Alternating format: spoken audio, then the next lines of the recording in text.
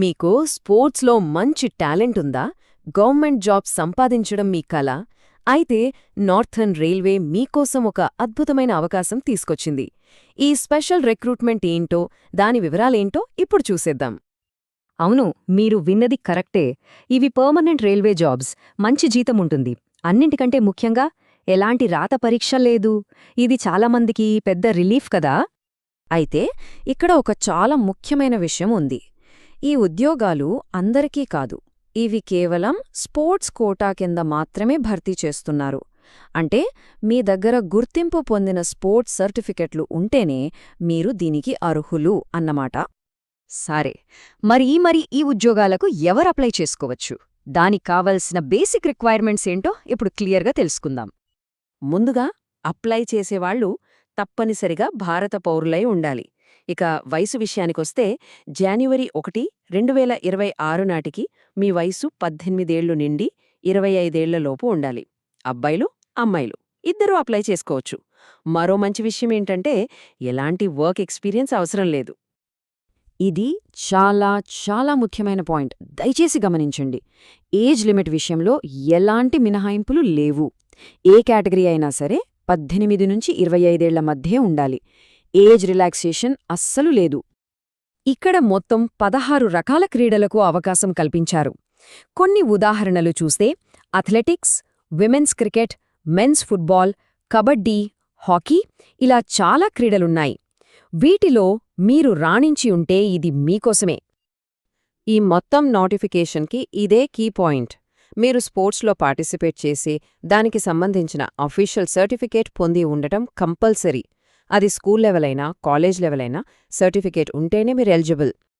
సరే, అర్హతల గురించి తెలుసుకున్నాం. ఇప్పుడు అసలు విషయానికొద్దాం.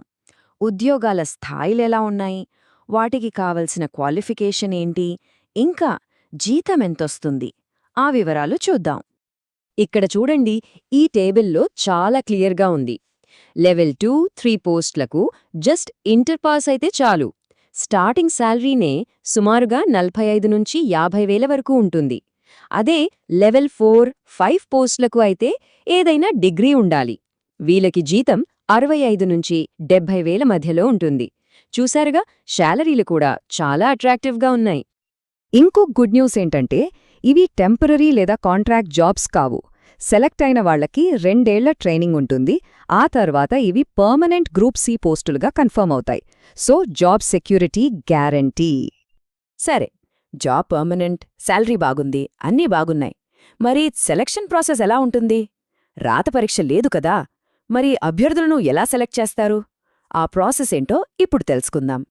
సెలక్షన్ ప్రాసెస్లో మొత్తం 3 స్టెప్స్ ఉంటాయండి. ఫస్ట్ స్టెప్లో మీరు పంపిన ఆన్లైన్ అప్లికేషన్స్ని, సర్టిఫికెట్స్ని చూసి షార్ట్లిస్ట్ చేస్తారు. సెకండ్ స్టెప్లో షార్ట్లిస్ట్ అయిన వాళ్ళ ఒరిజినల్ డాక్యుమెంట్స్ అన్నింటినీ వెరిఫై చేస్తారు. ఇక final and most important step, sports trials. ఇక్కడే మీ ఫిట్నెస్, గేమ్ స్కిల్స్ని టెస్ట్ చేస్తారు. స్పోర్ట్స్ ట్రయల్స్లో మంచి స్కోర్ చేయడం చాలా ముఖ్యం. లెవెల్ 2, 3 పోస్టులకు కనీసం 65 మార్కులు రావాలి. అదే లెవెల్ 4, 5 పోస్టులకు అయితే మినిమం 70 మార్కులు సాధించాల్సి ఉంటుంది. ఇక ఫైనల్గా మనం మోస్ట్ ఇంపార్టెంట్ సెక్షన్కొచ్చేసాం. ఎలా అప్లై చేయాలి, లాస్ట్ డేట్ ఎప్పుడు, ఫీజ్ ఎంత, ఈ వివరాలన్నీ ఇప్పుడు చూద్దాం. ఈ డేట్స్ని జాగ్రత్తగా నోట్ చేసుకోండి. డేట్స్ చాలా దగ్గర పడ్డాయి. నవంబర్ 18న అప్లికేషన్స్ ఆల్రెడీ స్టార్ట్ అయ్యాయి. December 17th last date. So time అస్సలు లేదు. ఇక సెలెక్ట్ అయిన వారికి స్పోర్ట్స్ ట్రయల్స్ వచ్చే ఏడాది అంటే జనవరి 2025లో మొదలవుతాయి.